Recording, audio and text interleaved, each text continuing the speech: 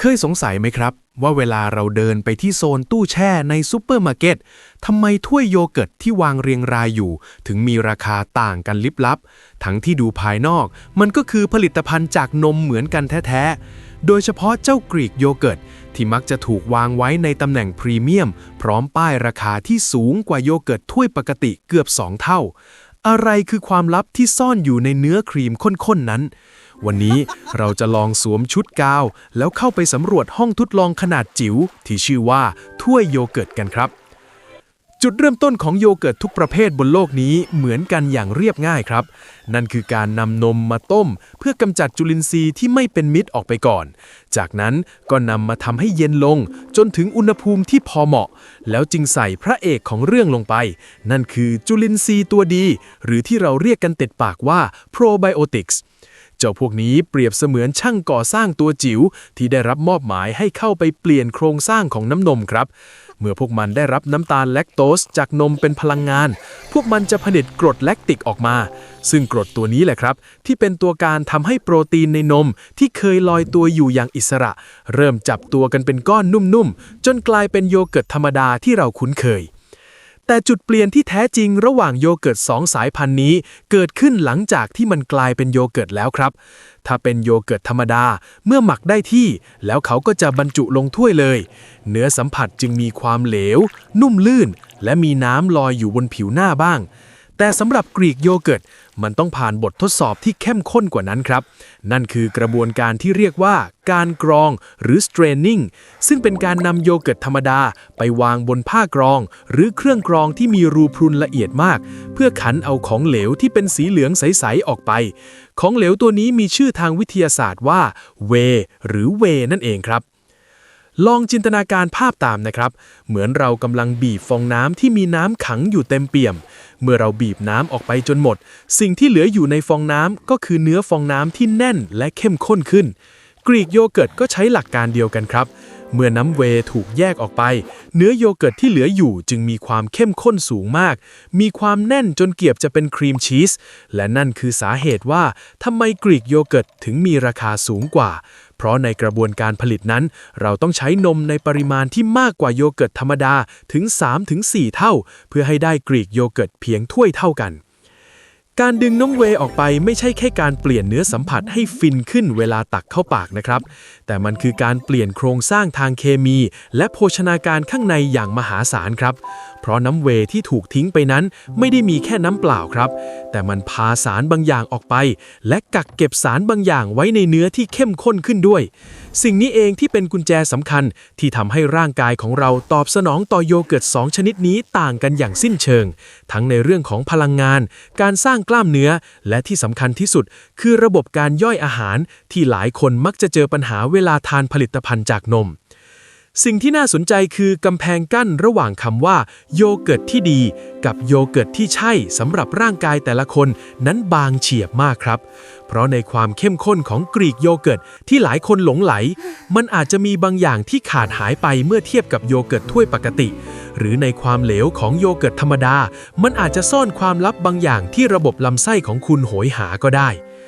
ก่อนที่เราจะตัดสินว่าแบบไหนดีกว่ากันผมอยากชวนให้คุณลองนึกถึงภาพของตะแกรงร่อนทรายดูครับเมื่อเราเขย่าจนเม็ดทรายเล็กๆร่วงหล่นลงไปสิ่งที่เหลืออยู่ด้านบนคือกรีกโยเกิร์ตที่ทรงพลังแต่ทรายเม็ดเล็กๆที่ร่วงหล่นลงไปในถังน้ำเวนั้นจริงๆแล้วมันคือสารอาหารที่มีค่าหรือเป็นแค่ส่วนเกินที่ร่างกายไม่ต้องการกันแน่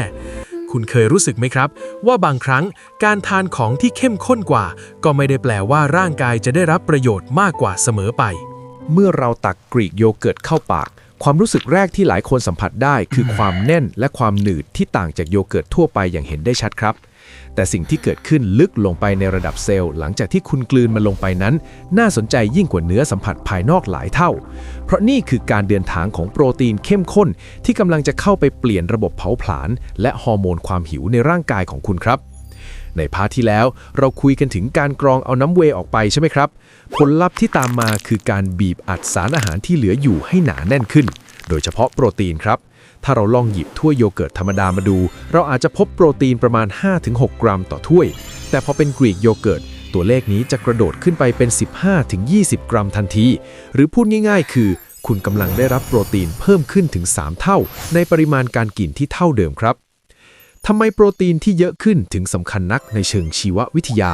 คำตอบอยู่ที่กลไกการย่อยครับโปรตีนในนมแบ่งออกเป็น 2 กลุ่มหลักคือเวย์และเคซีนในกระบวนการทำกรีกโยเกิร์ตน้ำเวย์ซึ่งเป็นโปรตีนที่ย่อยไวจะถูกดึงออกไปเกือบหมดสิ่งที่เหลืออยู่ส่วนใหญ่จึงเป็นเคซีนครับซึ่งเจ้าเคซีนนี้มีคุณสมบัติพิเศษคือเมื่อมันเจอกับกรดในกระเพาะอาหารของคุณมันจะจับตัวกันเป็นก้อนเจลนิ่มๆทำให้เอนไซม์ต้องใช้เวลานานขึ้นในการย่อยและดูดซึม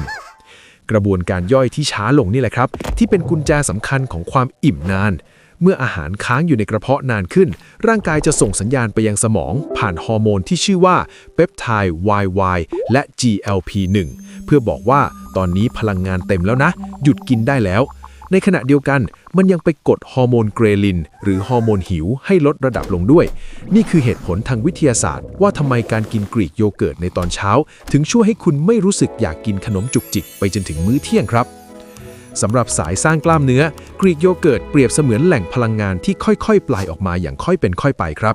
การที่มันย่อยช้าทำให้ร่างกายมีกรดอะมิโนไหลเวียนในกระแสเลือดอย่างสม่ำเสมอซึ่งช่วยลดการสลายกล้ามเนื้อและซ่อมแซมส่วนที่สึกหรอได้ยาวนานกว่าการกินเวย์โปรตีนแบบชงที่มาไวไปไวครับแต่ในโลกของวิทยาศาสตร์สุขภาพไม่มีอะไรที่ได้มาฟรีโดยไม่มีการแลกเปลี่ยนครับแม้กรีกโยเกิร์ตจะชนะขาดเรื่องโปรตีนและความอิ่มแต่การกรองเอาน้ำเวย์ออกไปนั้นพาสารอาหารสำคัญบางอย่างติดมือไปด้วยสิ่งนั้นคือแคลเซียมและโพแทสเซียมครับเพราะแร่ธาตุเหล่านี้ละลายอยู่ในส่วนที่เป็นน้ำเมื่อน้ำถูกคั้นออกปริมาณแคลเซียมในกรีกโยเกิร์ตจึงมักจะน้อยกว่าโยเกิร์ตธรรมดาประมาณครึ่งหนึ่งเลยทีเดียวนอกจากนี้ยังมีเรื่องของพลังงานหรือแคลอรี่ที่ต้องระวังครับหลายคนเข้าใจผิดว่ากินกรีกโยเกิร์ตแล้วจะผอมทันทีแต่ลืมไปว่าความเข้มข้นที่เพิ่มขึ้นก็หมายถึงพลังงานที่อัดแน่นขึ้นด้วยโดยเฉพาะถ้าเป็นกรีกโยเกิร์ตชนิดฟูลแฟตหรือแบบไขมันเต็มที่ให้พลังงานสูงกว่าโยเกิร์ตธรรมดาค่อนข้างมากหากกินในปริมาณที่เท่ากันโดยไม่คำนึงถึงพลังงานรวมทั้งวันเป้าหมายการลดน้ำหนักก็อาจจะสะดุดได้ครับดังนั้นเวลาเรามองดูโยเกิร์ต2ชนิดนี้เรากำลังมองดูการแลกเปลี่ยนที่น่าสนใจครับฝั่งหนึ่งคือโยเกิร์ตธรรมดาที่ให้แคลเซียมสูงและแคลอรี่เบาๆเหมาะสำหรับคนที่อยากเสริมกระดูกและควบคุมพลังงานโดยรวมอีกฝั่งคือกรีกโยเกิร์ตที่เน้นงานสร้างกล้ามเนื้อและควบคุมความหิวอย่างเด็ดขาดลองสังเกตร่างกายตัวเองดูนะครับว่าหลังจากมื้ออาหารที่คุณกินโยเกิร์ตเข้าไปคุณรู้สึกอิ่มในรูปแบบไหนอิ่มแบบสบายท้องแป๊บเดียวแล้วอยากหาอะไรกินต่อหรืออิ่มแบบหนักแน่นอยู่ท้องไปหลายชั่วโมงความรู้สึกเหล่านี้ไม่ใช่เรื่องบังเอิญครับแต่มันคือผลลัพธ์จากการทำงานของโมเลกุลโปรตีนที่กำลังสื่อสารกับสมองของคุณอยู่ตลอดเวลาครับแต่สิ่งที่หลายคนกังวลมากที่สุดไม่ใช่เรื่องแคลเซียมหรือโปรตีนครับแต่มันคือเรื่องของระบบการย่อยโดยเฉพาะคนที่มีปัญหากับน้ำตาลในนมหรือที่เราเรียกกันว่าอาการแพ้แลคโตสซึ่งมักจะทำให้เกิดอาการท้องอืดหรือปวดท้องหลังจากกินผลิตภัณฑ์จากนมเข้าไปความลับของกระบวนการทำโยเกิร์ต2แบบนี้ส่งผลต่อเรื่องนี้อย่างไรและเราจะเลือกแบบไหนให้ลำไส้ของเราแฮปปี้ที่สุดมาถึงปริศนาข้อสุดท้ายที่หลายคนกังวลใจที่สุดครับนั่นคืออาการท้องอืดท้องเฟ้อหรือเสียงโครกครากในลำไส้หลังจากที่ทานผลิตภัณฑ์จากนมเข้าไปซึ่งเป็นอาการยอดฮิตของคนไทยที่ร่างกายขาดเอนไซม์สำหรับย่อยน้ำตาลในนมหรือที่ทางการแพทย์เรียกว่า lactose intolerance ครับคำถามคือระหว่างโยเกิร์ต2แบบนี้แบบไหนที่เป็นมิตรกับลำไส้ของเรามากกว่ากันย้อนกลับไปที่กระบวนการหมักในตอนแรกนะครับจุลินทรีย์ตัวจิ๋วได้ช่วยเราย่อยน้ำตาลแลคโตสไปแล้วส่วนหนึ่งเพื่อเปลี่ยนเป็นกรดแลคติก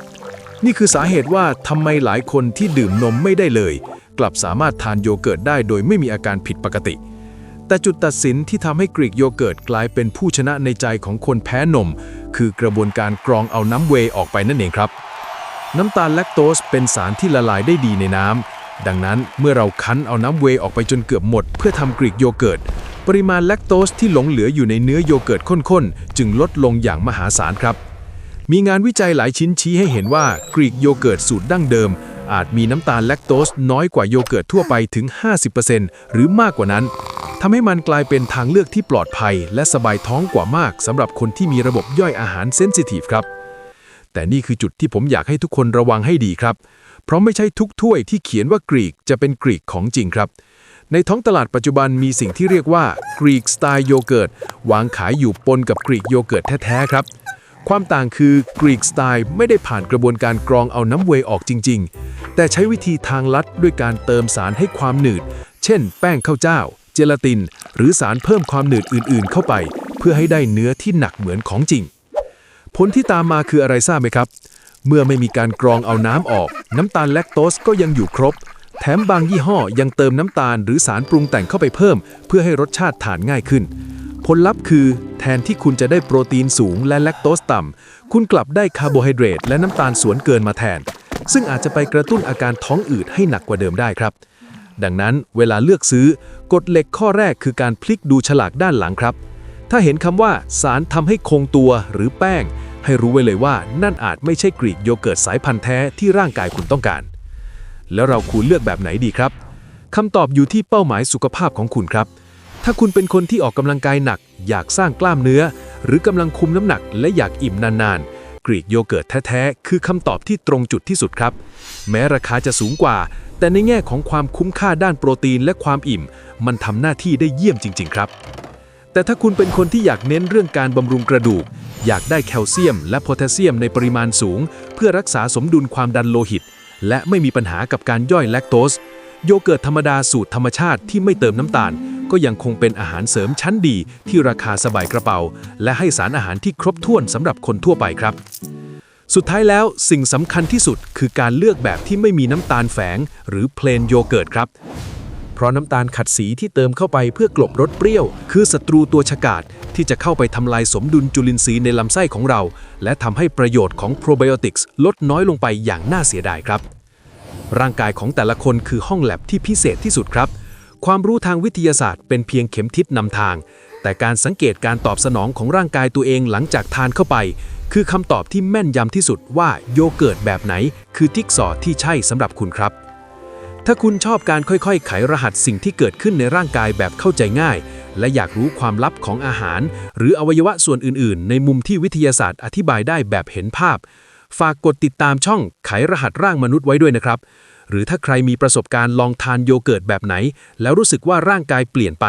หรือมีหัวข้อเรื่องสุขภาพไหนที่อยากให้เรานำมาแกะรหัสแบบนี้อีกคอมเมนต์บอกผมไว้ได้เลยครับผมรออ่านและรอไขความลับใหม่ๆไปพร้อมกับทุกคนอยู่ครับ